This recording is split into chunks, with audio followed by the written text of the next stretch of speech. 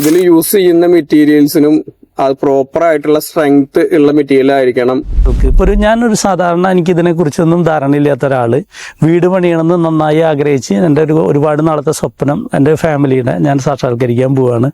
അപ്പൊ അതിന് ബ്രിക്ക് തിരഞ്ഞെടുക്കുമ്പോൾ അതിന്റെ ക്വാളിറ്റി എങ്ങനെയാണ് എനിക്ക് അസസ് ചെയ്യാൻ കഴിയുക? നമുക്ക് ഇപ്പോ അവൈലബിൾ ആയിട്ട് പല ടൈപ്പ് ബ്രിക്കുകൾ ഉണ്ട്. നമ്മളിപ്പോ ഈ കാണുന്ന സിമെന്റ് ബ്ലോക്ക് എന്ന് പറയുന്ന ബ്രിക്ക് ഉണ്ട്. അതുപോലെ തന്നെ AEC ബ്ലോക്സ് ഉണ്ട്, സെമി വയർക്കട്ട് ബ്രിക്ക് ഉണ്ട്, ലൈറ്റ് വെയിറ്റ് ആയിട്ടുള്ള ബ്രിക്കുകൾ ഉണ്ട്. അതുപോലെ നമ്മുടെ പണ്ടത്തെ ചൂളക്കട്ട എന്ന് പറയുന്ന ബ്രിക്ക് ഉണ്ട്.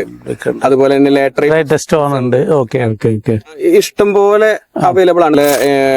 ഇന്റർലോക്കിംഗ് ആയിട്ടുള്ള അത് പുതിയ, അതായത് ഓരോ മാസം കൂടുമ്പോൾ പുതിയ ആൾട്ടർനേറ്റീവ് മെറ്റീരിയൽ ആൾട്ടർനേറ്റീവ് രീതികളും പരീക്ഷിച്ചുകൊണ്ടിരിക്കുന്നുണ്ട്. ഇപ്പോഴും നമ്മൾ ശ്രദ്ധിക്കേണ്ട ഒരു കാര്യം എന്ന് പറഞ്ഞു കഴിഞ്ഞാൽ, നേരത്തെ പറഞ്ഞ പോലെ ലൈഫ് സ്പാൻ കൂടുതൽ കിട്ടണമെന്നുണ്ടെങ്കിൽ ഇതിൽ യൂസ് ചെയ്യുന്ന മെറ്റീരിയൽസിനും അത് പ്രോപ്പർ ആയിട്ടുള്ള സ്ട്രെങ്ത് ഉള്ള മെറ്റീരിയൽ ആയിരിക്കണം.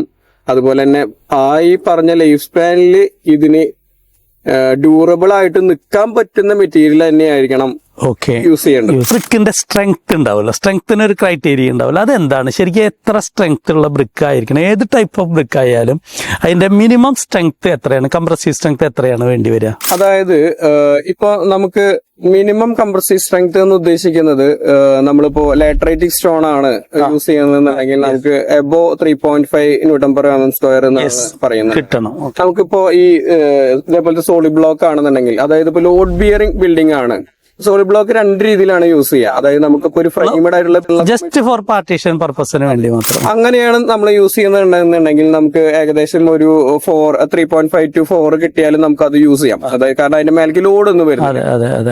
പക്ഷെ നമ്മളത് ലോഡ് ബിയറിംഗ് ബിൽഡിംഗ് ഇപ്പൊ ഒരു വീട് ഒക്കെ ചെയ്യണ ഒരു സിറ്റുവേഷൻ ആണെങ്കിൽ എന്തായാലും എങ്ങനെ പോയാലും നമുക്കൊരു 5 above Nm/mm² കിട്ടണം. അതായത് മിനിമം. അപ്പൊ അതുപോലെ തന്നെ സെമി വയർക്കട്ട് ബ്രിക്ക് ആണെങ്കിലോ നമ്മൾ എത്ര പറയാം? നമ്മളിപ്പോ നമ്മുടെ ഇപ്പോ ഈ പറഞ്ഞ പോലെ റെഡ് ബ്രിക്ക് ചുളക്കട്ട ആണെന്നുണ്ടെങ്കിൽ നമുക്ക് എങ്ങനെ പോയാലും ഒരു 7 above എന്തായാലും കിട്ടണം.